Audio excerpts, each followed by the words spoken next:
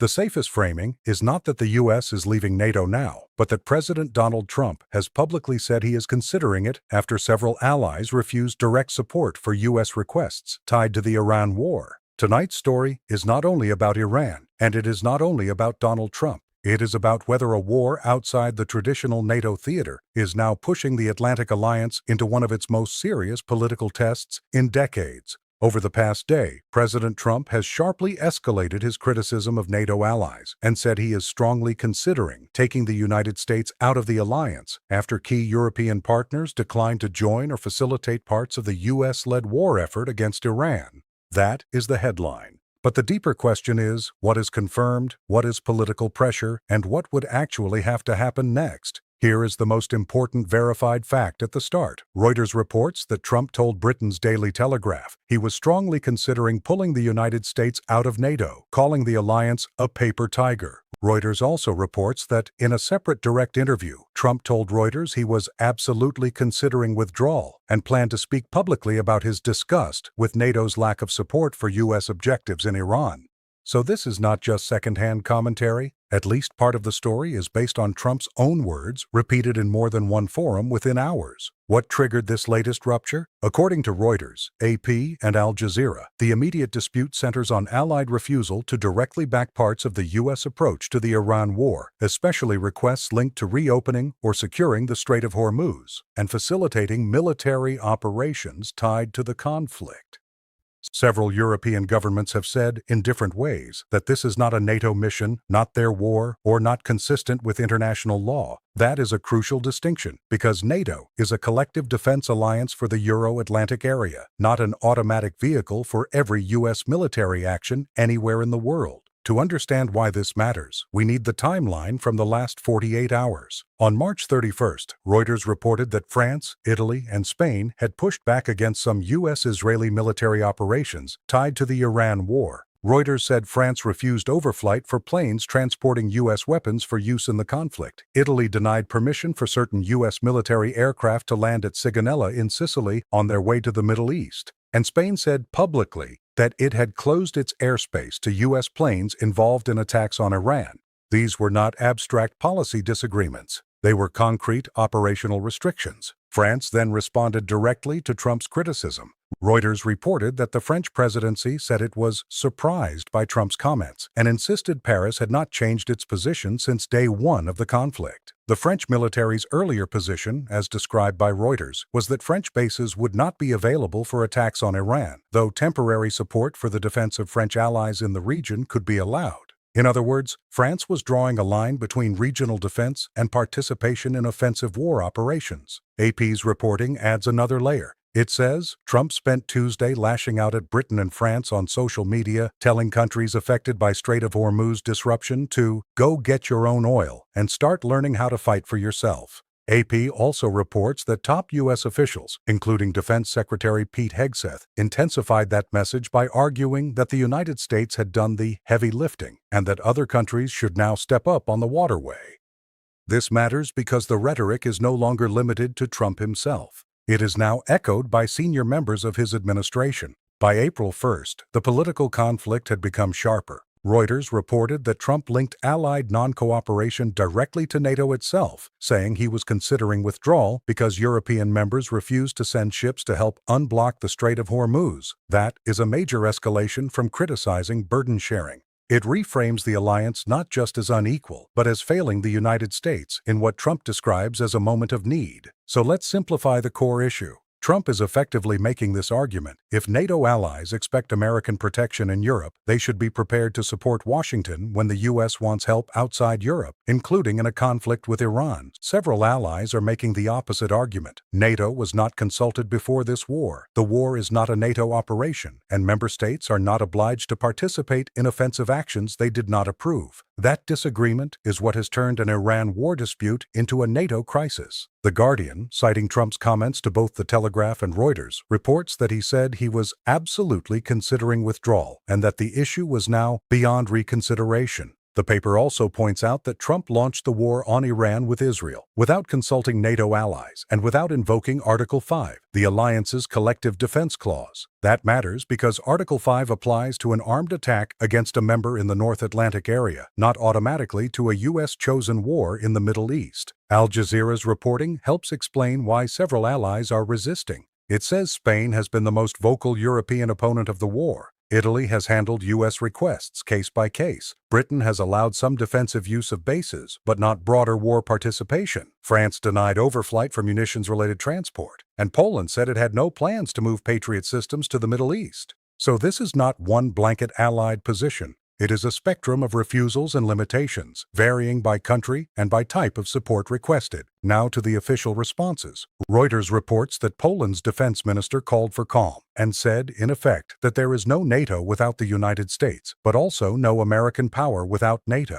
Germany, according to Reuters, said it remains committed to NATO. Britain's Prime Minister Keir Starmer said he would act in Britain's interest, whatever the noise, while also stressing closer cooperation with Europe. These are not the words of governments preparing to dissolve the alliance. They are the words of allies trying to contain the damage while refusing to fully align with Trump's Iran policy. AP reports that Britain also emphasized continued defense cooperation. British Defense Secretary John Healey said the U.S. remains a uniquely close ally and noted that the U.K. is still contributing missile and air defense support to Gulf partners such as Bahrain, Kuwait, and Saudi Arabia.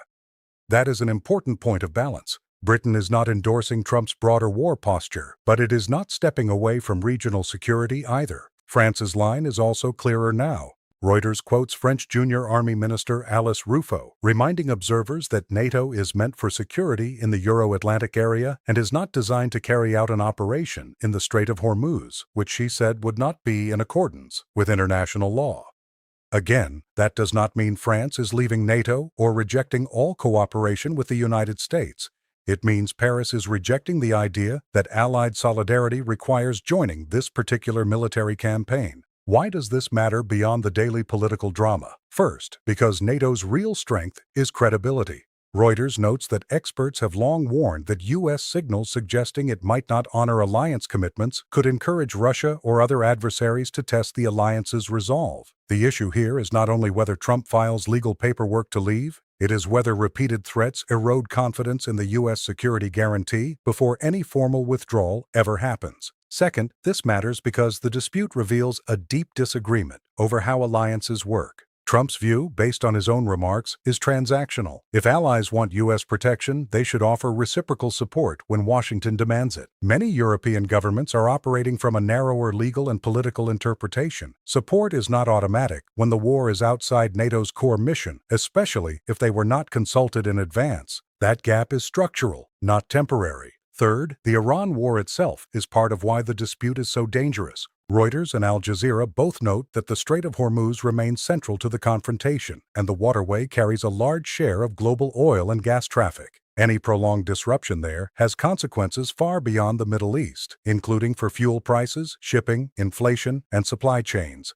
So even governments refusing to join Trump's military approach still have a strong interest in preventing wider economic fallout. AP's reporting reflects that nuance. It says European countries do have reasons to stay engaged diplomatically and in regional stabilization, even while rejecting direct participation in the war.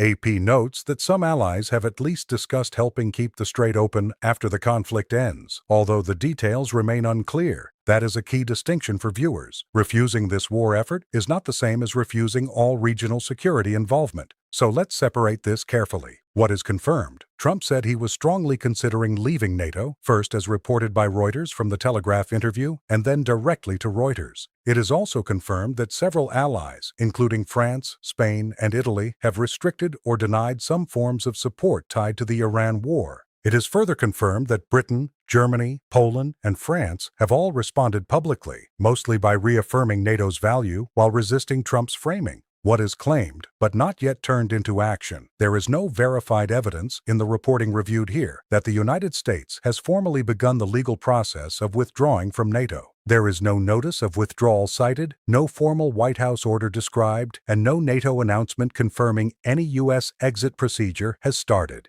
At this stage, the verified reality is a threat, not a completed policy shift. What remains unresolved, whether Trump is using the threat mainly as leverage, whether the White House will try to translate the rhetoric into a legal move, whether more allies might join a post-conflict maritime mission, and whether this rupture changes actual U.S. force posture in Europe. The Guardian adds an important legal complication here, noting that Congress passed legislation in 2024 aimed at preventing a U.S. president from unilaterally withdrawing from NATO without Senate supermajority approval or an act of Congress.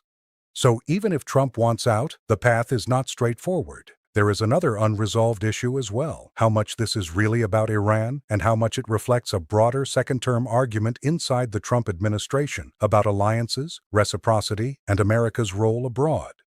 AP says top aides have adopted increasingly anti-NATO rhetoric in recent days. Reuters separately reported that Defense Secretary Pete Hegseth declined to reaffirm the U.S. commitment to NATO collective defense and said the issue was up to the president. That suggests the current crisis may be larger than a single disagreement over the Strait of Hormuz.